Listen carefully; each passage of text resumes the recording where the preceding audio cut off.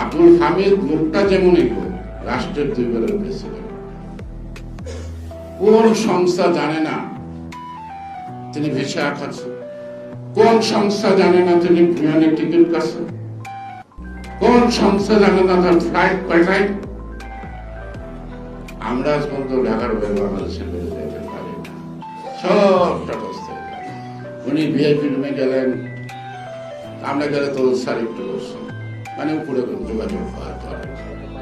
এখন বিমানবন্দর থেকে যে তিনি এখান থেকে ইমিগ্রেশন ক্রস করলেন without the consent of the government, I don't believe যে সে ঢাকা ত্যাগ করতে পারছে। সরকারের মধ্যে তো অনেক ধরনের সরকার আছে।